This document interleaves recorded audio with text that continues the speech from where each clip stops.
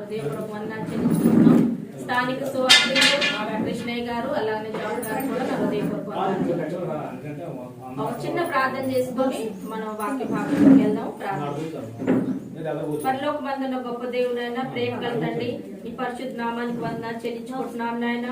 ఈ మధ్యాహ్న కాల సమయంలో తండ్రి లక్ష్మీపురం క్రీస్తు సంఘంలో కూడిన స్త్రీలుగా మమ్మల్ని ఆరాధిస్తానికి నువ్వు ఇచ్చిన అవకాశం కొరకే నీకు వందనాలు చెల్లించుకుంటున్నాం నాయన. నీ కుమారుడు సుప్రభాత తండ్రి, మా అందరి పాపాల నిమిత్తమే శిలువ మార్గంలో బలియాగమై పాతి పెట్టబడి మూడో దినం తిరిగి లేసిన గొప్ప దేవుడు ఆయన. తనలో రానే దేవుడు తండ్రి, ప్రతి ఒక్క మానవుడు నిజాన్ని తెలుసుకొని నమ్మి విశ్వసించి యేసుక్రీస్తు వారు చెప్పిన ప్రకారం లోకంలో జీవించే భాగ్యాన్ని అనుగ్రహించాను నాయన. మరి ముఖ్యంగా తండ్రి కూడా వచ్చిన ప్రతి సహోదరిని నాయన చూస్తున్నావు తండ్రి, గమనిస్తున్నావు నాన్న. ప్రతి స్త్రీ కుటుంబాన్ని ఆయన దీవించి ఆస్వాదించమని అడుగుతున్నావు తండ్రి. వృద్ధులు ఉన్నారు తండ్రి, అనారోగ్యంతో బాధపడుచున్న తల్లులు ఉంటే నాయన ముట్టి సంపూర్ణ స్వస్థత అనుగ్రహించిన నాయన. చిన్న బిడ్డలు ఉన్నారు తండ్రి, చిన్ననాటి నుండి నీ యందు భయం భక్తి విశ్వాసంతో బిడ్డలు ముందుకు సాగే భాగ్యాన్ని అనుగ్రహించి జ్ఞానవంతునైనా తెలివి జ్ఞానవంతులైన బిడ్డలకు తోడుగా ఉండడం, చదువుతానికి తెలివి జ్ఞానాన్ని బిడ్డలకు అనుగ్రహించడం. ఎవరి పాయంలో ఉన్న బిడ్డలు ఉన్నారు తండ్రి, కుటుంబాలు కట్టుకోవడానికి తోడ్పడి సహాయం చేయమని అడుగుతున్నావు తండ్రి నాయన. విధవరాలు ఉన్నారు, దిక్కులేని వాళ్ళు, అనాథులు ఉంటే తండ్రి నాయన నువ్వే ఆదరించమని అడుగుతున్నావు తండ్రి.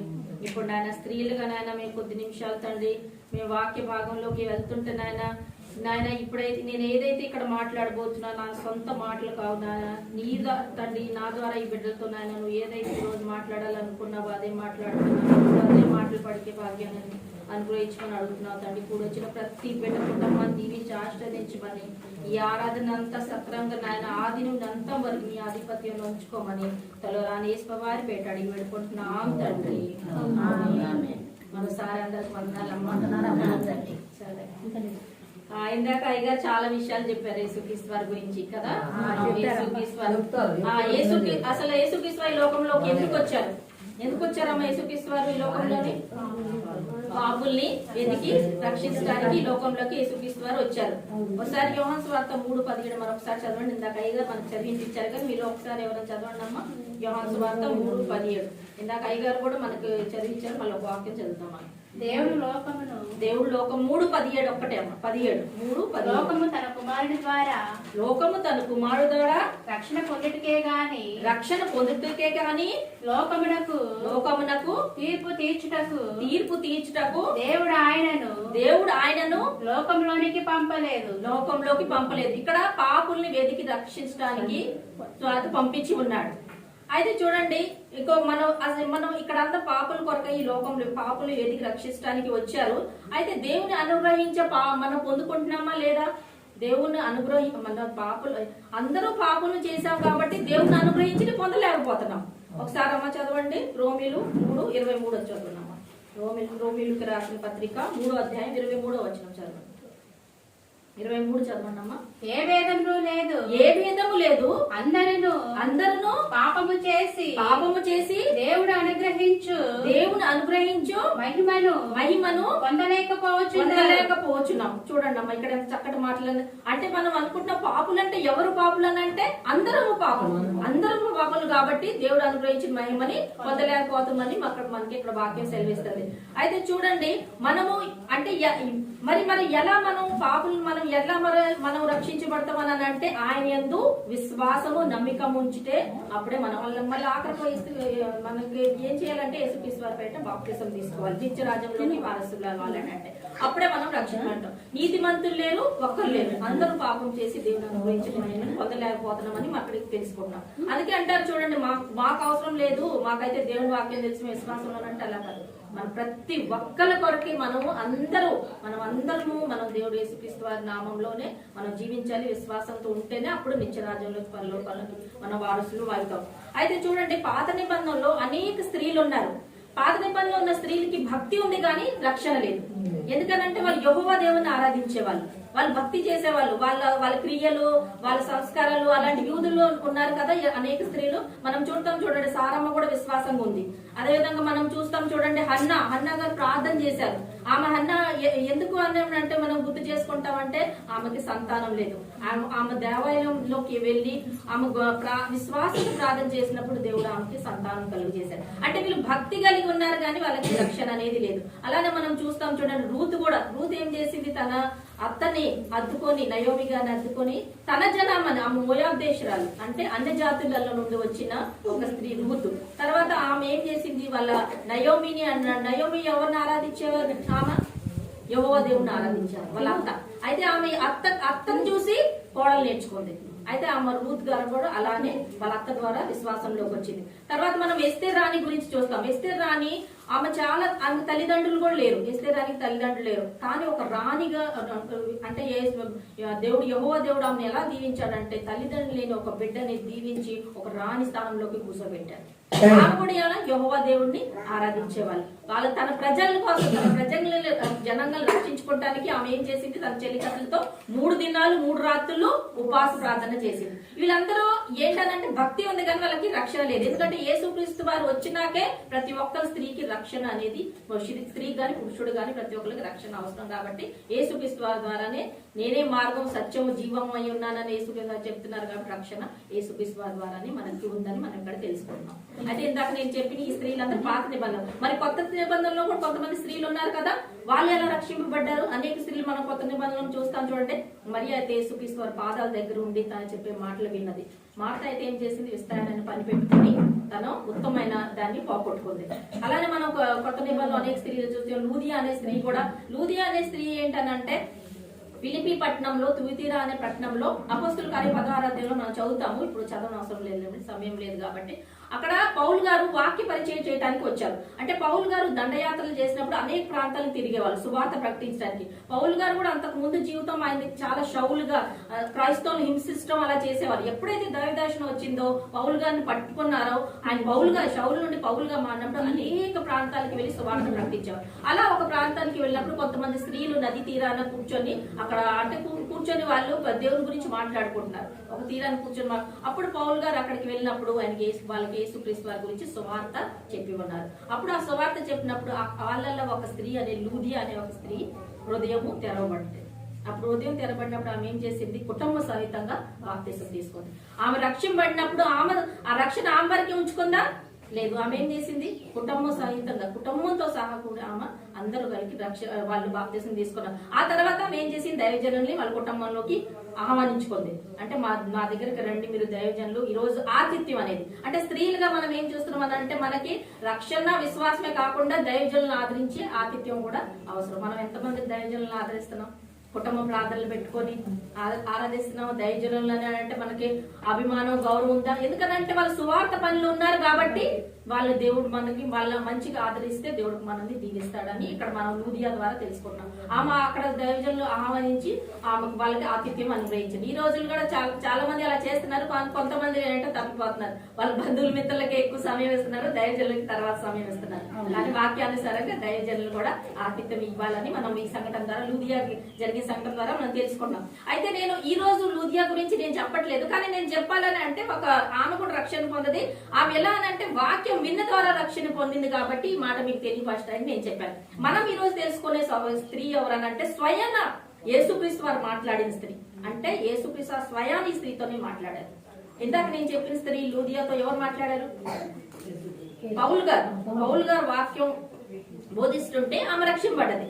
ఇప్పుడు మనం తెలుసుకునే స్త్రీ ఏంటనే స్వయంగా యేసుక్రీస్తు వారి స్త్రీతోనే మాట్లాడుతున్నారు. ఈ స్త్రీ ఎవరో యోహాను సువార్తలో ఉంటది కదా, మీకు తెలుసా? 4వ అధ్యాయము, యోహాను సువార్త 4వ అధ్యాయము 3 నుండి 10 వరకు చదవండి అమ్మా. ఆయనను యేసే, యోహాను సువార్త 4వ అధ్యాయము చదవండి. యోహాను సువార్త 4:3 వచనం నుంచి అయినను యోహాను సువార్త 4వ అధ్యాయము 3వ వచనం. యేసే బాప్తిసం ఇయ్యలేదు గాని ఆయన శిష్యులిచ్చుచుండిరి. ఆయన సమరయ మార్గమున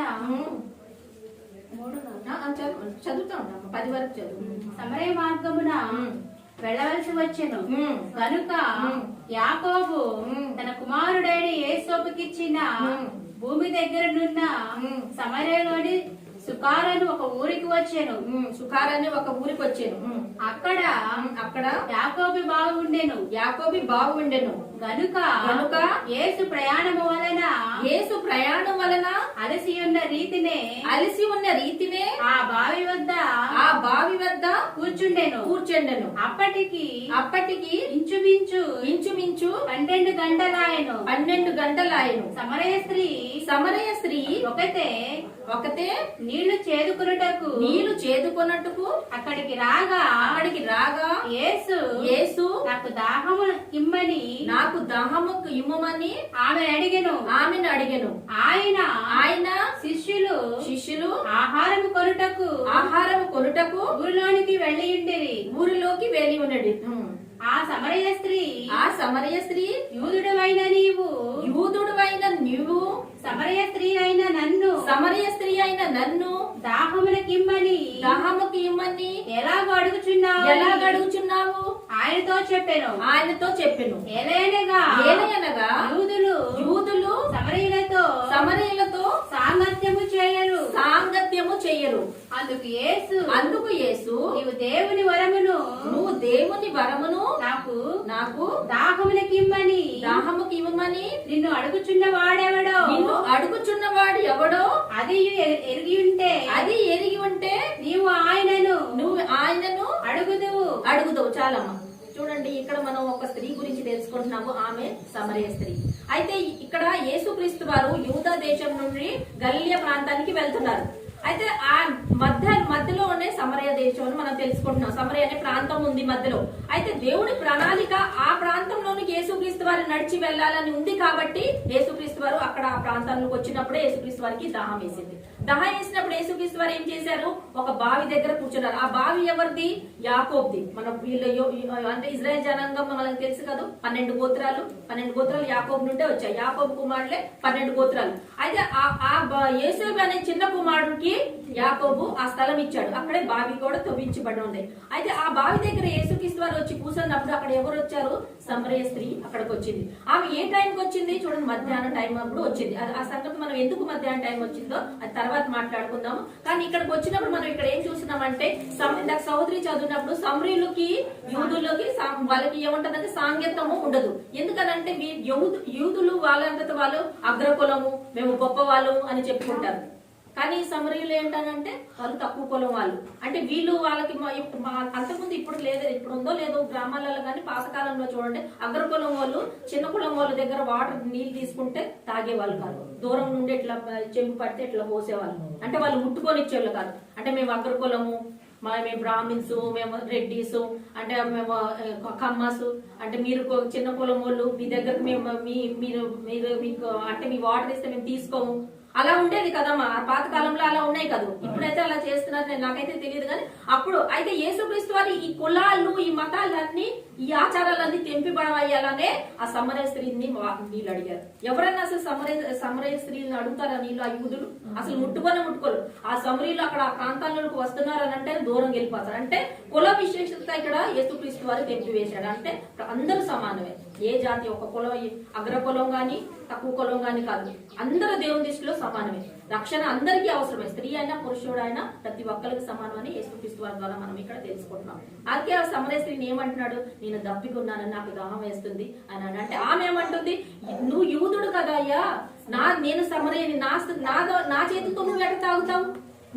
నేనంటే నన్ను అంటురాని దాన్ని కదా, నేను అంటురాని దాన్ని నువ్వెట్లా ముట్టుకుంటావని అంటే యేసుక్రీస్తు వారికి అది కాదు. దేవుడు ప్రేమ కలిగి వాడు కాబట్టి, ఆయన ప్రతి ఒక్కరిని ప్రేమిస్తున్నాడు కాబట్టి ఏ కులమైనా కానీ ఆయనకి ఒకటే సమానం. అయితే ఇక్కడ చూడండి, ఈ స్త్రీ ఎంత భయపడుకుంటా యేసుక్రీస్తు వారితో మాట్లాడుతుంది అని మనం ఇక్కడ తెలుసుకుంటున్నాం. కానీ యేసుక్రీస్తు వారికి అలాంటి ఏమి ఆలోచన లేదు. అయితే మనం కొంచెం ముందుకు చదవండి అమ్మ. మళ్ళీ ఇప్పుడు కొంచెం ముందుకు వెళ్తే మనం చూస్తాము 11-15 చదవండి. ఆమె ఏమంటుంది? అప్పుడు ఆ స్త్రీ అయ్యా ఈ బావి లోతైనది చేదుకొనుటకు నీకేమీ లేదే. ఆ జీవజలము ఎలా నీకు దొరుకును? ఇందాకేమన్నారు? నువ్వు నేను ఎవరని నీకు తెలిస్తే గనక నువ్వు జీవజలం అడిగేదాని. కానీ నీ దగ్గర ఏమి లేదుగా. ఆ స్త్రీ అడుగుతుంది, యేసుక్రీస్తు వారు వచ్చి కూర్చొని నాకు దాహం అడుగుతున్నారు కానీ జీవజలం ఇస్తాను అంటున్నావు నాకు నువ్వు, కానీ నీ దగ్గర బకెట్ కూడా లేదు, ఒక చెంబు కూడా లేదు, ఏం లేకుండా నువ్వు ఎలా నాకు జీవజలం ఇస్తావు అని అంటుంది. ఎందుకంటే ఆమెకు తెలియదు కదా ఆమె ఎవరితో మాట్లాడుతుందో. సామాన్యుడు ఎవడైనా పురుషుడు అనుకుంటుంది కానీ లోకరక్షకుడైన యేసుక్రీస్తు వారితో మాట్లాడుతుందని సమరయ స్త్రీకి ఇక్కడ తెలియదు. అందుకని యేసుక్రీస్తు వారు ఏమంటున్నారంటే జీవజలం అని అంటే అది నిత్య జీవానికి. అంటే నేను ఇచ్చే ఇప్పుడు ఈ లోక సంబంధమైన నీరైతే మనం తాగితే 1 గంట 2 గంటలకి మళ్ళీ మనకి దాహం వేస్తుంది. కానీ యేసుక్రీస్తు వారు ఇచ్చే నిత్య జీవజలం అయితే మనకి ఎప్పుడు దాహం ఉండదు. అది మనకి ఆత్మలోకి వెళ్తుంది. ఈ శరీరంలో మనం ఏమంటే చూడండి, మనం ఆహారం తినకుండా ఎన్ని రోజులు ఉంటాం? మా అయితే ఒక 2-3 రోజులు ఉండలేము.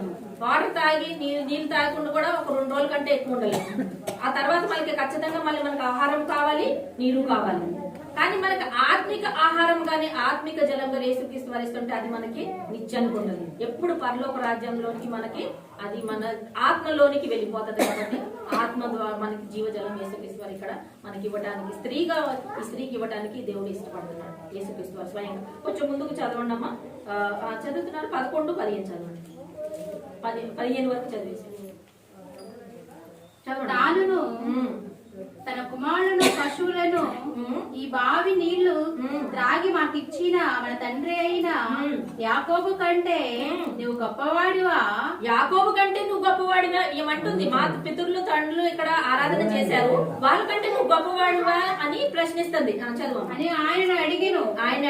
అందుకు యేసు ఈ నీళ్లు త్రాగు ప్రతివాడును మరలా దప్పిగొనును నేనిచ్చి నీళ్లు నీళ్లు త్రాగువాడును వాడెప్పుడును దప్పిగొనడు. అదేంటంటే నేను చెప్పాను చూడండి, ఆత్మిక జలము అయితే మనం పొందితే యేసుక్రీస్తు వారి ద్వారా మనకి ఎప్పుడుకి దప్పికొండదు. అంటే మనం ఏంటంటే ఆత్మిక జలం కోసం ప్రయాసపడాలి, ఆత్మికంగా జీవితం జీవించాలి. ఈ లోక సంబంధమైన ఇవన్నీ మనం విడిచి వెళ్ళిపోతాం కొద్ది దినాలు. ఏ రోజైతే మనం మరణిస్తామో ఆ రోజే మన ఆహారము మన జలం మనతోనే వెళ్ళిపోతుంది. మన దాహం, మనకు ఆకలి గాని దప్పిక గాని ఈ శరీరానికి సంబంధించింది ఆ రోజే మనకి వెళ్ళిపోద్ది. కానీ ఆత్మికంగా మనకి కావాల్సిన ఆకలి దప్పకి మట్టికి ఎప్పటికి ఎల్లకాలం పరలోకంలో ఉంటది. అది పొందడానికి మనము ప్రయాసపడాలి ఈ లోకంలో అని యేసుక్రీస్తు వారి ఉద్దేశం కలిగి ఉన్నారు. కొంచెం ముందుకు చదవండి అమ్మా. ఇక్కడ నుండి మనం చూస్తాము సమరయ స్త్రీ జీవితం ఎలాంటిది అనేది ఇక్కడ యేసుక్రీస్తు వారు సమరయ స్త్రీకి తెలియపరుస్తున్నాడు. ఆమె జీవితం ఎలాంటి ఒకసారి చదవండి అమ్మా. 16 చదవండి. 16 యేసు నువ్వు వెళ్ళి ఈ పెనిమిటిని పిలుచుకొని ఇక్కడికి రమ్మని ఆమెతో చెప్పాను. చాలా ఒక్క నిమిషం ఆగండి అమ్మా. యేసుక్రీస్తు వారు ఇక్కడ స్త్రీని ఏమంటున్నారు? నువ్వు వెళ్ళి నీ పెనిమిటిని పిలుచుకోరమ్మంటున్నారు. ఎందుకన్నారు ఆ మాట?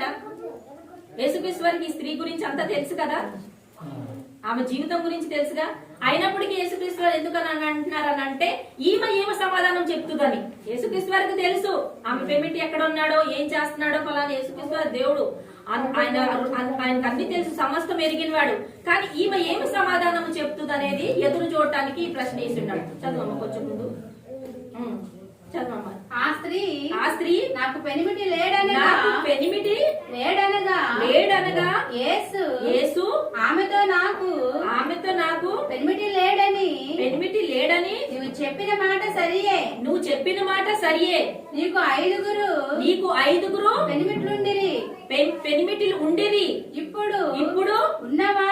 ఇప్పుడు ఉన్నవాడు నీ పెనిమిటి కాడు. చూడండి, ఇక్కడ ఏంటనంటే ఈ సమరయ స్త్రీ పాపంలో ఉందని మనం ఇక్కడ తెలుసుకుంటున్నాం.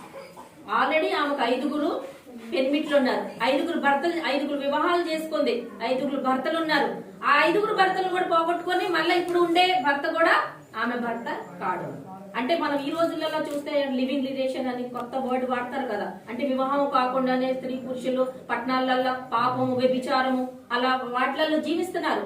కానీ ఆ టైంలోనే చూడండి ఈ స్త్రీ అలా జీవం జీవిస్తుందని ఎవరికి తెలిసింది?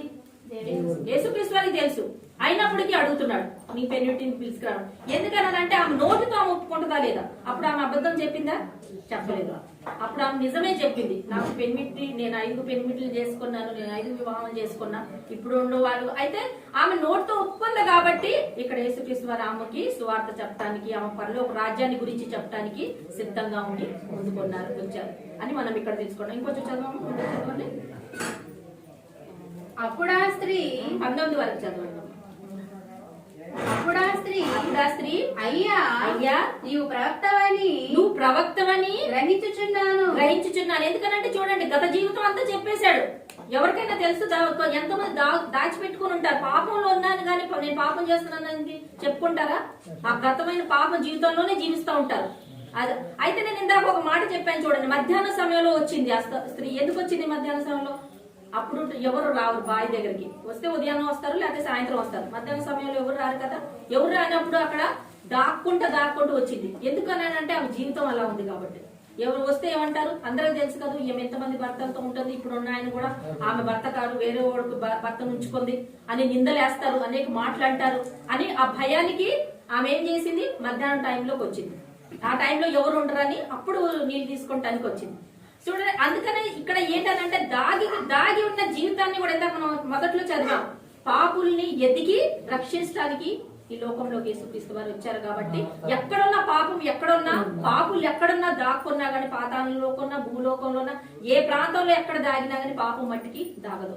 ఎప్పటికైనా పాపము బయటకు వస్తుంది. అందుకనే పాపాలని ఒప్పుకొని మారు మనసు పొంది, రక్షణ పొంది, మారు మనసు పొంది బాప్తిసం తీసుకుంటేనే అప్పుడే మనం పరలోక రాజ్యానికి వారసులు అవుతామని ఇక్కడ ఈ సహోదరి ద్వారా, ఈ సమరయ స్త్రీ ద్వారా యేసుక్రీస్తు ద్వారా అనేక స్త్రీలకి మాట్లాడాలని తలుస్తున్నాడు. ఇంకొంచెం ముందుకు చదవమ్మా. అప్పుడు ఆ స్త్రీ చదువు 17 18 చదువు.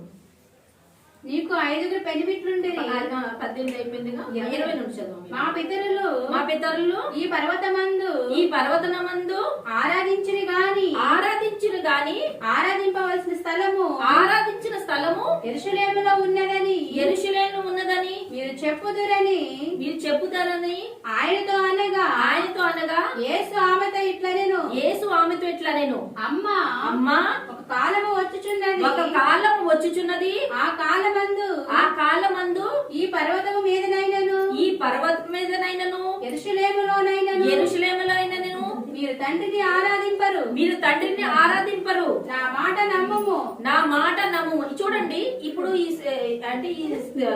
స్త్రీతోని యేసుక్రీస్తు వారు ఏం చెప్తున్నారంటే, మీ పూర్వీకులందరూ యెరూషలేములో ఆరాధించారు, కానీ ఈ కొండ పైన ఆరాధించారు. కానీ ఒక సమయం వస్తుంది, అప్పుడు ఆ దేవాలయము గాని ఈ కొండ గాని కాదు, ఆత్మతోనూ సత్యంతో మీరు ఎక్కడ ఆరాధిస్తున్నా గానీ నేను ఆ మధ్యలో ఉంటానని వాక్యం సెలవు. ఇందాక అయ్యగారు కూడా చెప్పారు, 2-3 కూడి నా నామంలో ఎక్కడైతే ఆరాధిస్తారో అక్కడ నేను ఉంచుతానని వాక్యం సెలవుస్తుంది. కాబట్టి ఆత్మికంగా మీరు ఎక్కడైతే ఆరాధన చేస్తారో, అందుకని ఇక్కడ ఏం చెప్పారు అని అంటే 23 వచనంలో చెప్తారంటే ఆత్మతో సత్యంతో ఆరాధించాలి. మనము మన సంఘాలలో చూడండి, క్రీస్తు సంఘంలో మనము ఆత్మతో సత్యంతో ఆరాధిస్తానికి ఎక్కువ ఇష్టపడతాం. ఇందాక మనం చెప్పారు 5 కార్యక్రమాలు మన ప్రతి క్రీస్తు సంఘంలో కంపల్సరీ చేస్తారు. ప్రపంచంలో ఎక్కడున్న క్రీస్తు సంఘాలు కూడా ఈ క్రమమే పాటిస్తారు. వేరే మనం ఎవరిని మత శాఖలను విమర్శించలేదు, కానీ వాళ్ళు వెనక ముందు చేస్తూ ఉంటారు, రకరకాల చేస్తూ ఉంటారు, వేరే వేరే విధాలు. కానీ మన మట్టికి ప్రపంచంలో ఎక్కడున్నా ఈ 5 కార్యక్రమాలు ఖచ్చితంగా మనం పాటిస్తాం. అయితే క్రమము ఇది కూడా యేసుక్రీస్తు వారు ఆత్మతో సత్యం, రాత్ర సంగీతం అని అంటే మనము ఆత్మతో సత్యంతో ఎలా పాడతాం అనంటే మన నోటితో మనము పాటలు పాడతాం, హృదయంతో ఆరాధిస్తాం. అదే మనం ఆత్మతో సత్యం. అదే మనం సంఘానికి వచ్చి ఇక్కడ కూర్చొని మన మనసు అంతా ఎక్కడన్నా పెట్టుకొని అది ఉంటే అది ఆరాధన దేవునికి ఇష్టకరమైన ఆరాధన కాదు. మన మనసు ఇంట్లో పెట్టేసి వచ్చి ఇక్కడ శరీరంగా వచ్చి కూర్చుంటే అది దేవునికి ఇష్టకరమైన ఆరాధన ఉంటుందా? అది ఆత్మతో సత్యంతో కూడిన ఆరాధన ఉంటుందా? ఉండదు కదా. అట్లాంటి ఆరాధన కోరుకోవట్లేదు. దేవుడు ఏమంటున్నాడు అని అంటే, మీరు ఎక్కడున్నా కానీ ఆత్మతోని సత్యంతో నన్ను ఆరాధించమని దేవుడు ఇక్కడ కోరుకుంటున్నారు. ఇంకొంచెం 23, 24, 25 చదవండి అమ్మా. 24, 25. మన దేవుడు ఆత్మ కనుక ఆయన ఆరాధించువాడు ఆత్మతోను సత్యముతోను ఆరాధింపవలెను. ఆ స్త్రీ ఆయనతో క్రీస్తనబడిన మెస్సయ్య వచ్చునని నేను ఎరుగుదును. ఆయన వచ్చినప్పుడు మాకు సమస్తమును తెలియజేయునని చెప్పగా యేసు నీతో మాట్లాడుచున్నా నేనే ఆయనని ఆమెతో చెప్పాను. చూడండి, ఇక్కడ ఇప్పుడు యేసుక్రీస్తు వారు తాను ప్రకటించుకున్నాడు. ఇప్పుడు చెప్తున్నాడు. ఆమె ఏమంటుంది? మాకు తెలుసు, మా పితరులు చెప్పారు, ఒక రక్షకుడు రానే ఉన్నాడు, మమ్మల్ని కాపాడుతాడని. అమ్మా, నువ్వు మాట్లాడే రక్షకుడు నేనేనమ్మా అని ఇప్పుడు చెప్పారు. అంటే ఎప్పుడు చెప్పాడు? పాపాలు ఒప్పుకున్న తర్వాత. అప్పుడు వరకు తెలియపరిచాడా? అప్పుడు వరకు తెలియనట్టే ఎవరో దారికి పోయేవాడు. ఆయనకి దాహం వేసింది, దాహం అడిగాడు. ఆమె చరిత్ర, ఆమె జీవితం అంతా చెప్పేశాడు. ఆమె ఎప్పుడైతే పాపాలు ఒప్పుకుందో అప్పుడు తాన్ని ప్రకటించుకున్నాడు. అంటే మనం కూడా ముందు ఏం చెయ్యాలి? వాక్యాన్ని వినాలి. ఫస్ట్ వాక్యం వినాలి. వాక్యం విన్న తర్వాత విశ్వసించాలి. హృదయం ఉంది, ఇందాక ఆత్మ హృదయం విశ్వసించినాక మనం ఏం చేయాలి? మారు మనసు తర్వాత మన పాపాలని ఒప్పుకొని యేసుక్రీస్తు వారు యెహోవా దేవుడు కుమారుడు అని మన నోటితో మనం ఒప్పుకున్నాక మనము బాప్తిసం తీసుకోవాలి. అప్పుడే మనం రక్షణ పొందాలి. అయితే ఇవన్నీ మనకి యేసుక్రీస్తు వారు ఒక క్రమము పెట్టి ఉండాలి. మనం చూస్తాము సమరయ స్త్రీ గురించి జీవితంలో అనేక ఇట్లా మనం ముందుకెళ్ళినప్పుడు మనం చూస్తే గనక ఆమె ఇక్కడితోనే కాదు కానీ ఆమె ఏం చేసిందనంటే ఆమె పాప ఒకసారి చదవండి. ఆ పాప జీవితాన్ని వదులుకుంది. 28 చదవమ్మా, 28:30. ఆ స్త్రీ తన కొండ విడిచిపెట్టి ఊరిలోనికి వెళ్ళి మీరు వచ్చి నేను చేసినవన్నీ నాతో చెప్పిన మనిషిని చూడుడి. ఇప్పుడు చూడండి, ఆ స్త్రీ ఏం చేసింది? ఆమె బావి దగ్గరికి వచ్చినప్పుడు ఏం తెచ్చుకుంది? ఆమె కొండ తెచ్చుకుంది. ఆ కొండ ఏంటి? పాపంతో నిండిన కొండ. ఆ కొండను ఏం చేసింది? మళ్ళా తీసుకొని పోయిందా? ఆ నీళ్లు నింపుకొని యేసుక్రీస్తు వారు ఆమెకి జీవజలం ఇచ్చినప్పుడు ఆ కొండని అక్కడే పడేసింది. అని అంటే ఏం చేసింది? తన పాప జీవితాన్ని పగలగొట్టింది, కొండని బద్దలు చేసింది. అది చేయకుండా ఆమె తీసుకొని వెళ్తే గనక ఆమె పాప జీవితము మళ్ళీ అలానే సాగినట్టుగా. కానీ ఇక్కడ ఆమె ఏం చేసిందంటే ఆ కొండని ఆడ పడేసి తన పాపాన్ని వదిలిపెట్టి గ్రామంలోనికి వెళ్ళి ఏం చేస్తుందంటే సువార్త చెప్పింది. ఆమె ద్వారా గొప్ప అనేకులు ఆమె నేను ఎవరైతే నాతో మాట్లాడారో నా జీవితం అంతా చెప్పేశాడు ప్రవక్త యేసుక్రీస్తు వారు, నేను స్వయంగా నేను చూశానని ఆ గ్రామానికి వెళ్ళి అందరికీ ఆమె సువార్త చెప్పి వాళ్ళందరినీ పిలుచుకొచ్చింది. మళ్ళీ ఒక స్త్రీ ద్వారా చూడండి గ్రామమే రక్షింపబడ్డది. మనం స్త్రీలు ఒక్కరికి ఏమైనా సువార్త చెప్తున్నామా? ఎన్ని వాక్యాలు వింటున్నాం? ఎవరు నన్ను ఒక్క ఆత్మని రక్షిస్తున్నావా? పెద్దమ్మ ఎన్ని సంవత్సరాలు వాక్యాలు వింటున్నారు? పెద్దమ్మలు ఎన్ని సంవత్సరాలు వాక్యాలు వింటున్నారు? 30 సంవత్సరాలు వాక్యం వింటున్నారు. ఒక్క ఆత్మల గురించి చెప్తున్నారమ్మా? పొలాలు కానీ పంట పొలాలు కానీ పనులకు వెళ్ళినప్పుడు ఫంక్షన్లు కానీ ఏ మాటలు మాట్లాడుకుంటున్నారు? అలా వీళ్ళ గురించి వాళ్ళ గురించి చాడీ చెప్పకుండా దేవుని మాటలు మాట్లాడుతున్నారు. యేసుక్రీస్తు వారి గురించి చెప్తున్నావా? ఎంతమంది చెప్తున్నారు యేసుక్రీస్తు వారి గురించి? మా దేవుడు చెప్పమంటున్నాడా చెప్పొద్దంటున్నాడా? మరి మనం ఏం చేస్తున్నాం? ఈ లోక సంబంధమైన మాటలే. కానీ ఈమె ఏం చేసింది? పాపాన్ని వదులుకొని ఈమె ఊర్లోకి వెళ్ళి రక్షణ అనేకులకి సువార్తకి వెళ్ళి మలిపించింది. అనేకులకి అన్ని ఊరు మొత్తం ఏమి ద్వారా రక్షణ. అలాగే సువార్త మనం కూడా స్త్రీలకు బాధ్యత కలిగి ఉన్నాం. మనకు ఎప్పుడైతే రక్షణ పొందుతామో ఆ రక్షణ మన ద్వారానే ఉంచుకోకుండా అనేకులకి మనము సువార్త ప్రకటించాలి, సువార్త చెప్పాలి. అనేక గ్రామాలు కానీ ఊర్లు కానీ మనం ఎక్కడైనా కానీ యేసుక్రీస్తు వారి గురించి ఒక మాట మనం మాట్లాడి ఆత్మీయ రక్షణ కారణం కూడా మనం కలిగి. ఇందాక మనం చెప్పారు, ఐగా కూడా చెప్పారు చూడండి, అంత దినంలో ఉన్నారు, భయంకరమైన పరిస్థితులు రానే ఉన్నారు. ఆఖరి దినాల్లో ఏమి కరువు అవుతుంది? ఒక నిమిషం బయట తీసుకెళ్ళాము. ఆఖరి దినాల్లో మనకి ఏం కరువు అవుతుంది? ఇందాక చెప్పారు చూడండి, యుద్ధాలు జరుగుతున్నాయి, ఆహారం కరువు అవుతుంది, అది గ్యారంటీ. రానికి ఇప్పుడు గ్యాస్ రేట్లు పెరిగిపోయినాయి కాబట్టి మనకి ముందు ఆహారం కూడా దొరుకుతుందో లేదో. 3,000-4,000 గ్యాస్ బండ్ అమ్ముతున్నారు. 3,000-4,000 గ్యాస్ బండ్ అమ్మితే పట్టణాలలో ఉండోళ్ళు ఏం కొంటారు? కొనలేరు. ఇక్కడ పల్లెటూళ్ళు అయితే మీరు కట్టెలు కాల్చుకుంటారు. వాళ్ళైతే 3-4 వేలు పెట్టి కొనలేరు కాబట్టి వాళ్ళకి అక్కడ ఎంత డబ్బు ఉన్నా గానీ వాళ్ళకి రక్షణ జీతం వస్తుంది. కానీ వాళ్ళకి గ్యాస్ అపార్ట్మెంట్లలో ఈ కట్టెల పొయ్యిలు పెట్టడానికి ఉండదు. అప్పుడు వాళ్ళు 3 రోజులు 4 రోజులు ఫస్ట్ ఉండాల్సిందేగా. బయట హోటల్ కూడా బంద్ చేశారు. ఇది కరువు అయిపోయింది. ఆహారం తినే ఆహారం కరువు అయింది. అయితే రాని దినంలో ఈ వాక్యం కరువు అవుతుంది. అందుకని ఉన్నప్పుడే ఈ వాక్యం వినేస్తే విని హృదయంలో పెట్టుకుంటే మనం రక్షింపడతాం. ఈ వాక్యం కూడా దొరకదు రానాయ దినాల్లో, వాక్యం కరువు అవుతుంది. అవుతుందా లేదా పెద్దమ్మ? రానాయ దినాల్లో ఇప్పుడు వచ్చే కరువుగా వచ్చే సమయం వస్తుంది కాబట్టి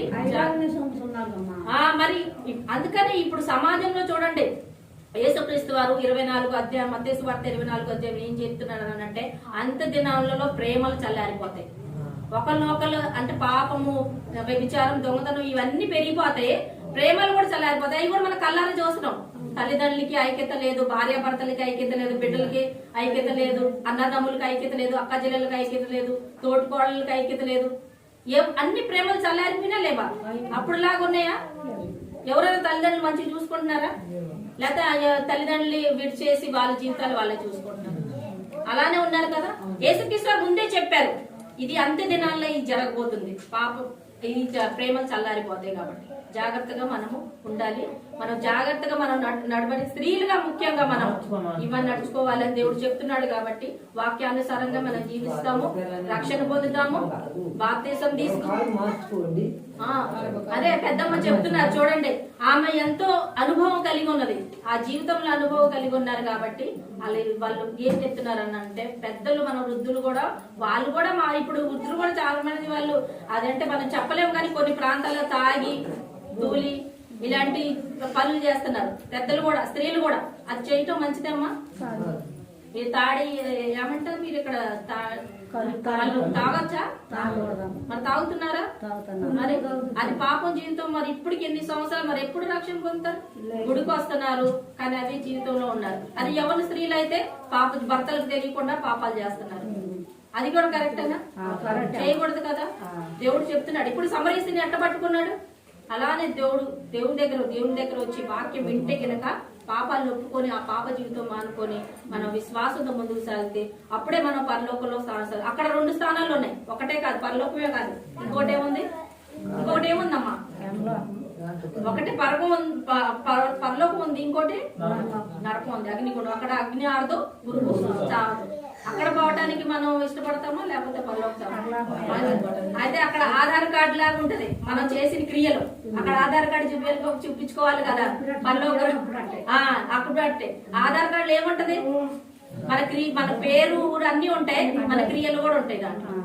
మన ఇక్కడ ఈ భూలోకంలో చేసిన క్రియలు, ఆ క్రియల అనుసారంగా మనం, అందుకనే మనకు ప్రతి ఒక్కరికి సమయం ఇస్తున్నారు. సమయం అనేది ఇప్పుడు అంత దినంలో ఉన్నాను, సమయం కూడా ఎక్కువ లేదు, ఆల్రెడీ చాలా సమయం ఇచ్చేసాడు. ఇంకో ఉన్న సమయంలో తక్కువ సమయంలో కూడా మారు మనసు పొంది యేసుక్రీస్తు వారు చెప్పిన ప్రకారం ఈ లోకంలో జీవించుకుంటేనే మనం నిత్యరాజ్యాలకు వారసులు వెళ్తాము. ఆయన ఇచ్చే జీవి కిరీటాన్ని కూడా పొందుతాము. అక్కడికి వెళ్ళాక నిత్యరాజ్యాల వారసత్వంలో కాకుండా మనం ఆయన జీవి కిరీటం ఇచ్చి ఎల్లప్పుడూ మనం అక్కడ సహవాసం చేస్తాం. ఈ లోకం ఎట్లయినా మనం ఎప్పటికైనా లేసి వెళ్లాల్సిందే.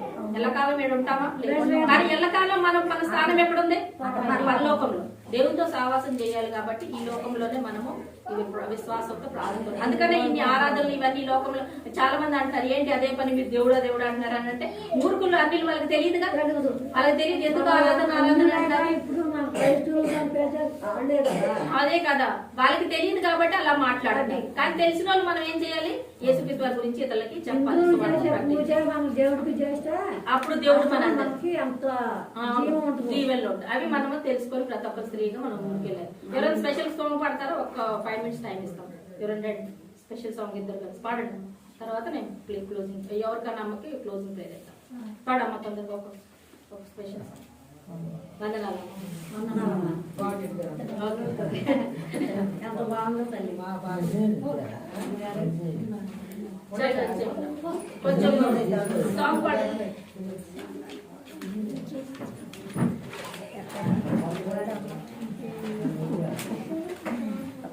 రండి అమ్మా ఇక్కడికి, తొందర రావాలి. లెక్కలమ్మా, టైం అవుతుంది. మళ్ళీ అయ్యగారు ఇటు వచ్చేసి అంటే సరే అక్కడ నిలబడి పాడు. ఇంకెవరన్నా ఉంటే ఒక్కటే ఒక 5 నిమిషాలు పాడమ్మా తొందరగా. నువ్వు కూడా రా. ఒక 2 నిమిషాలు. మైక్ లేదు మీరు ఈ రోజే, ఏం పర్లేదు, మాట వినపడ్డదిగా. ఏమి యేసయ్యా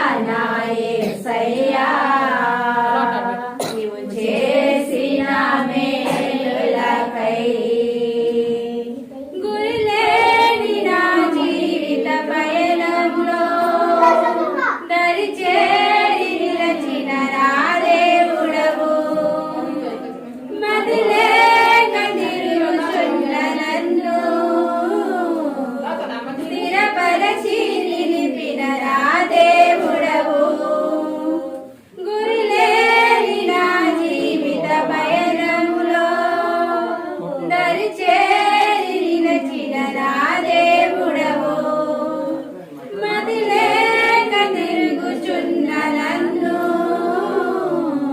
స్థిరపరచి నిలిపిన నా దేవుడవు ఎందుకింత నాపై ఈ ప్రేమ వర్ణించలేను నా యేసయ్యా ఎందుకింత నాపై ఈ ప్రేమ వర్ణించలేను నా యేసయ్యా నిన్ను గూర్చి లోకమంత చాటనా ఊపిరి ఉన్నంత వరకు పాడనా నిన్ను గూర్చి లోకమంత చాటనా ఊపిరి ఉన్నంత వరకు పాడనా ఏమి ఇవ్వగలనయ్యా నా యేసయ్యా నీవు చేసిన మేలులకై ప్రార్థన చేస్తారమ్మా ఎవరైనా పెద్దలు చేస్తారు రండి అమ్మగారు ఒక 5 నిమిషాలు ప్రార్థన రండి అందరం మళ్ళీ అయ్యగారు ఎండలో కూర్చోండి చిన్న ప్రార్థన చేయండి 5 నిమిషాలు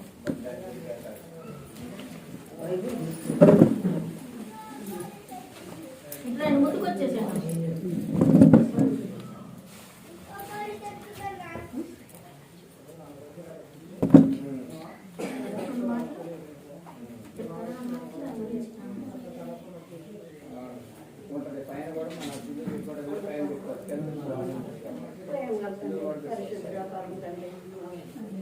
ఈ వచ్చి దానికి రాధం ప్రభు ఈ బిడ్డకి నీ తోడుగా నడిపించుకొని వస్తున్నాను ఇదిగో నాయన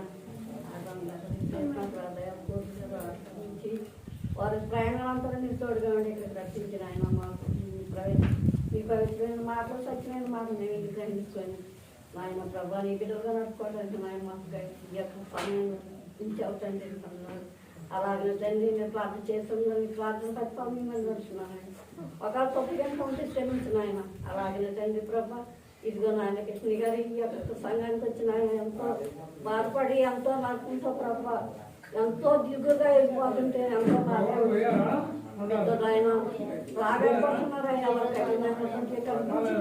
ఆయన ఒక బిడ్డను కూడా ఆయన సైనికులు తప్పించే బాధ్యత దయచేయాలి కలిగించే దేవుడా వచ్చిన ఆయన ప్రభావం చేసే పనులు తోడుగా ఉండి పెద్దగా ప్రభావం నీ సన్నిధిలోకి నీ ప్రార్థనకు ఆయన ప్రభావం నడిపించడానికి మాకు శక్తి జ్ఞానం ఇచ్చిన ఆయన ప్రభావం సైతాలు పడకుండా మా పాదాలను చేసే ప్రయాణంలో తోడుగా ఉండి మా చదువుకుంటాం అయ్యా బిడ్డలు కూడా రాని మేము పాడలేము పాడలేదు మాకు నాయన తోడుగా ఉండి నడిపించాయా